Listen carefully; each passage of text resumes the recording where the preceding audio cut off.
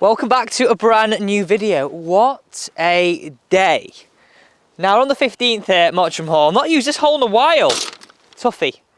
Water down the left and you can't miss it right. Now, this is big. This is a pattern that I've been seeing on YouTube. This is a pattern that I've been seeing in my lessons. It's the lack of ability to square the face. So ask yourself a question. Are you weak at impact in terms of losing power? The ball excessively curving off to the right for a right-hander or excessively off to the left for a left-hander. I'm going to show you today, okay, 4 checkpoints, okay? Honestly, it's giving you nearly zero chance of trying to square that club face. You can't get it to fan open. Very important that we look at all 4 because you could be one of them, of how you can get your club face to square up better into impact, leading to more power, straighter golf shots, and we all know what that means. Lower scores, taking the money with our friends. So hi guys, I'm Alex, I'm a PJ Golf professional and welcome down to this golf channel. This is a golf channel that helps you improve your golf. It's powered by you, the viewer, so anytime you've got any worries about your golf game, don't be scared. Get down in the comments. As long as you're a subscriber, we'll pick your comment out and make sure we help you improve your golf this summer. Let's get into today's video, and what a day! I forgot how tough this hole was. Now, the first place we've got to start with this, and it is really worth noting, I would stick to the order, as I was going to recommend, because we're going to work from what you can control before you hit the shot, what you can control in the backswing, and then in the downswing. So, let's start off with grip. If you are a golfer who has a weak grip, what I tend to see at club golfer level, I mean, there are some exceptions to this and sometimes like John Ram, but let's say as a sort of 99% of golfers, a weak grip is going to lead to that club face being more likely open relative to where you're swinging, okay? So causing your ball to be off a little bit weaker, travel a little bit left to right, losing power. So your first checkpoint is really nice and simple. What I want you to make sure is, number 1, the club's in the fingers, but how many knuckles can you see on your glove hand? I want that to be 2.5. Vital. Other checkpoint, that might be really nice. I mean, I'm going to give you a view of what I'm seeing right now looking at my hands is this crease is pointing into my right shoulder. All I want you to do then is match that up with the right hand. Get that crease pointing into your right shoulder. This is going to increase your ability to square the face. Let me show you this. The badminton racket, okay? You saw it in this video. This is great. So if I go really weak, look how little I can rotate through. So let's just say sort of a quarter of a turn, if that was a full turn, right? Get a little bit stronger, look how that becomes more of half a turn. So what I'm saying to you right now is it's increasing your ability to square that face in the golf swing. Okay, first thing done, let's hit this one away. Whew, I'm looking forward to hitting this. I love this tee shot. I'm going to hit the tiger line. Down the left. Good grip, good hit. Oh my God, that's absolutely spot on.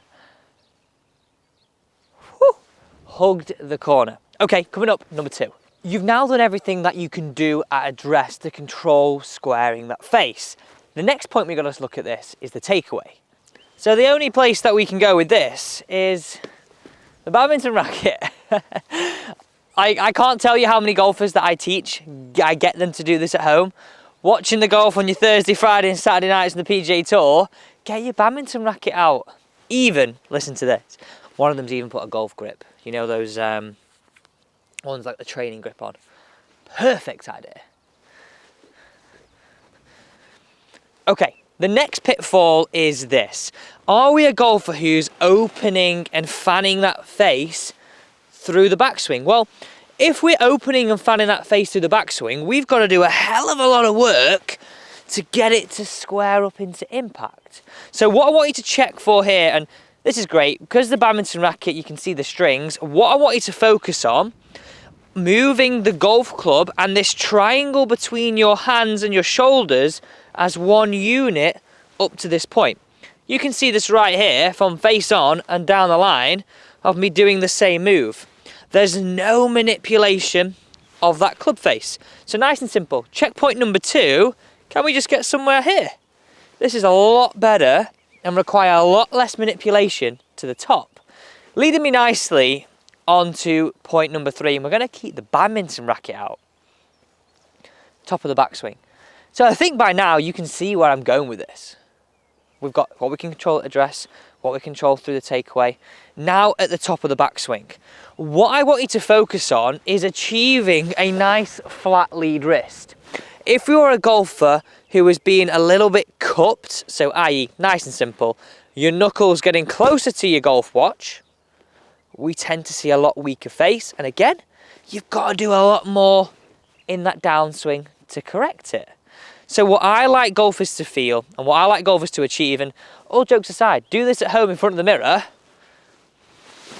this position. Nice flat lead wrist, club face matching the lead forearm. This gives you an increased ability to square the face.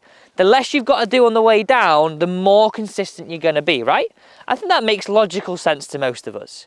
So your first 3 checkpoints in today's video is your grip, is your takeaway, and now your positions at the top of the backswing. Let's show you with a golf club. Let's practice what we preach here for those first 3 points. Now, get in those comments down below. Which one do you feel you've fallen into so far? Are you grip? Are you takeaway? Are you top of the backswing? I honestly think it would not do you any harm at all just to check yourself on all 3 so far. Okay, coming up is a downswing one, and this is key to learn to release and give you some power. Okay, going tiger line again. Can we hug it round?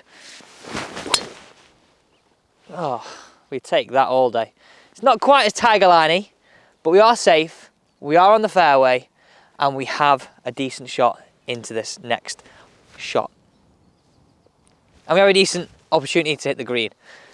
That's all we want, innit? All we want. Right, downswing. How do we control this club as we start down? Now, let's just grab a golf ball. If I said to you right now, what I see in most golfers is the squaring of the face being like a knee-jerk reaction. And what I mean by that is, it's all happening, almost like the concept is it's happening down at the ball. It's like, oh, save it. Right. I want us to change that whole attitude to that. I want you to think about starting to square that face as you're starting down.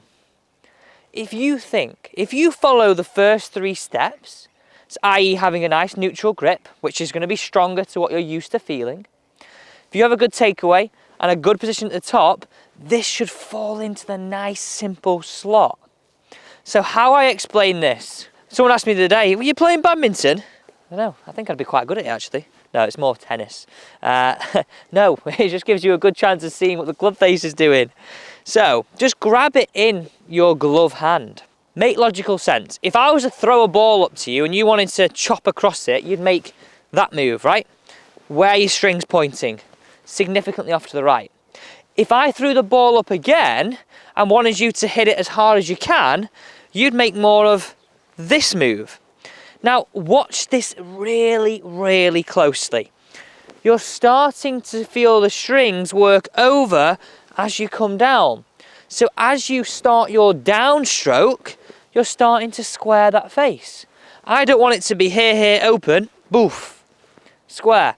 Think about other sports, think about other motor skills. Throw the ball up or just virtually throw the ball up. This is your move. This is your move. For you tennis players out there, it's like you're hitting a forehand, but with your backhand side. You're probably cursing me right now.